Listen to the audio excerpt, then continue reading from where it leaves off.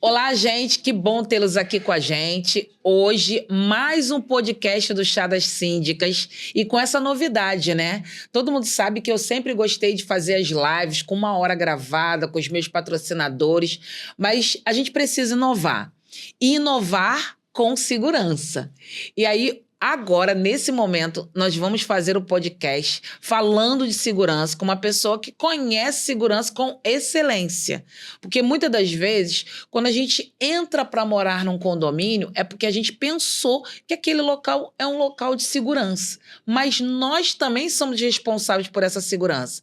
Então, eu trouxe um especialista para poder falar sobre isso e dar uma dica para você, gestor, gestora e condômino também. Então, com todo esse maravilhoso ar, né, de podcast do Chá das Síndicas. É um prazer recebê-lo você, João. Muito obrigado pela sua presença. E a gente vai falar muito sobre segurança e que todo mundo tem que compartilhar e contribuir para que o condomínio tenha segurança. Fale um pouquinho da sua empresa, João, para a gente.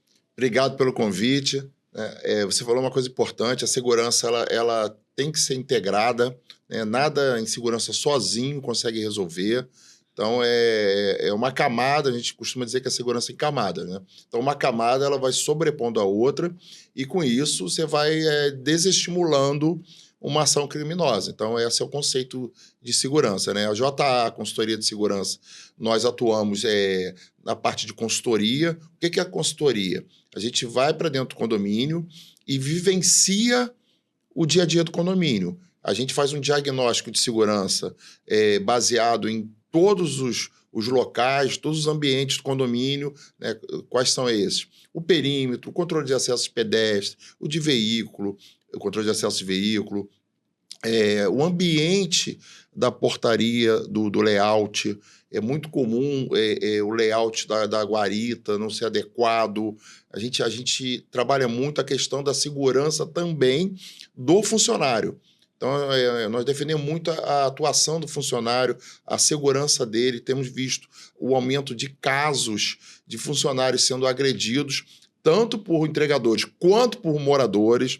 Então, a gente luta muito para as condições de trabalho do funcionário também. Então, a gente vê também a questão do ambiente interno, se tem rotas de fuga, porque às vezes tem um perímetro protegido, mas pela frente. Mas se alguém pular pelos fundos, passa pela escada, vai no andar e acabou. Então, a gente faz todo esse trabalho, mas isso é um trabalho longo, de várias visitas, que a gente transforma num laudo técnico, fotografia, e vai mostrando as fragilidades e as ações para mitigação do risco.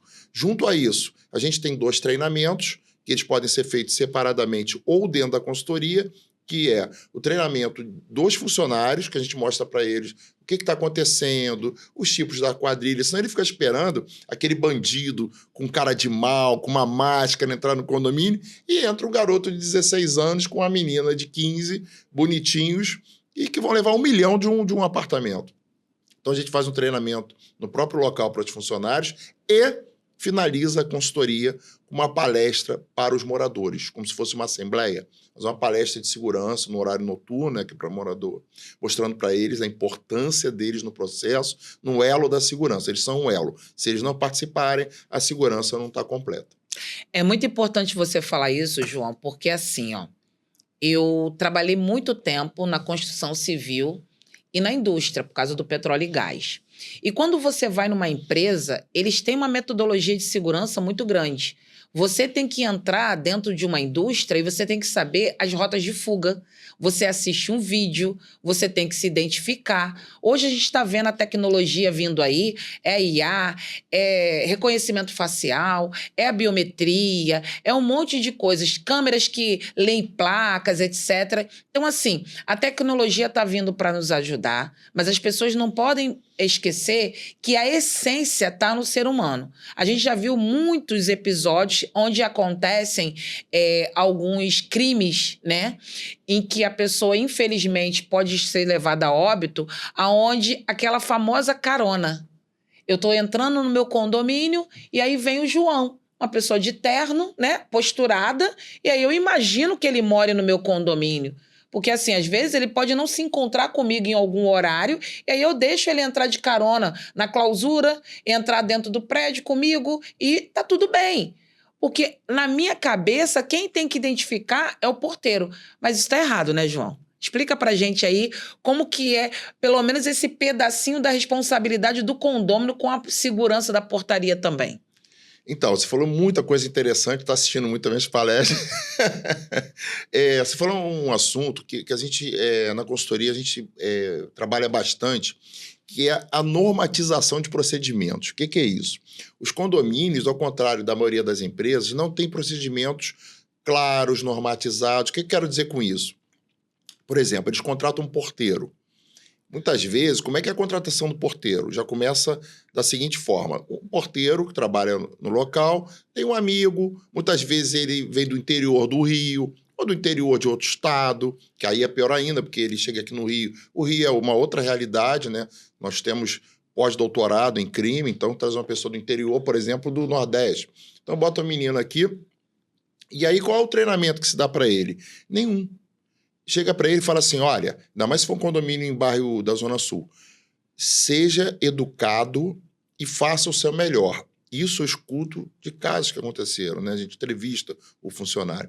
E o que foi falado para ele é mais ou menos nessa linha. Seja educado, aqui é um condomínio de alto padrão, e faça o seu melhor. Mas eu fico imaginando a cabeça dele, o que eu faço o seu melhor? Isso deve dar um nó na cabeça. Um nó na cabeça. Então, assim, o que a gente tem que fazer como empregador? O condomínio é um empregador. Dizer para ele o que ele tem que fazer. Você falou de protocolos.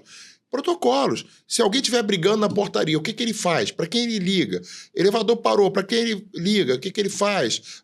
Alguém está passando mal, desmaiou, o que ele faz? Ninguém tem telefone de nada, de SAMU, de corpo de bombeiro, de 190.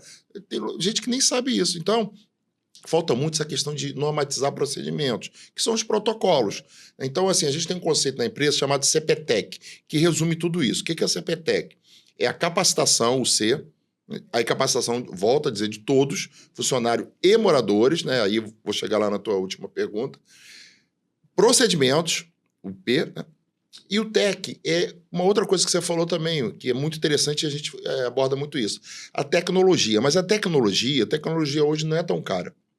A tecnologia adequada à realidade do condomínio, não uma receita de bolo, adequada. E a tecnologia para facilitar a vida do humano. A tecnologia ela veio, de uma certa maneira, ela pode tirar um posto de trabalho ou outro, mas ela não veio, pelo menos eu não sou favorável a isso, para dizimar o trabalho do humano. Ela veio ao contrário, para somar. Né? Você chega no condomínio e está o porteiro.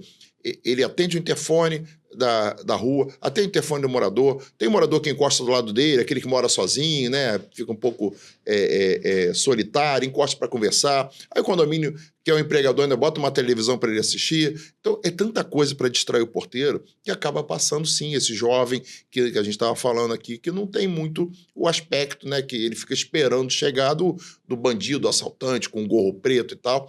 Não é o caso. Então, a tecnologia ela veio para que ele fique um pouco mais livre e possa atuar como um gestor, um fiscalizador.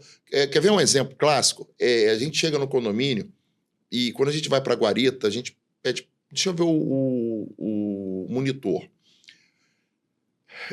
O normal das guaritas, tudo é velho, né? Tudo é antigo. Então, assim, o monitor é muito antigo, azulados, esverdeados. Às vezes era até de um morador que comprou um novo e doou, né, para a portaria.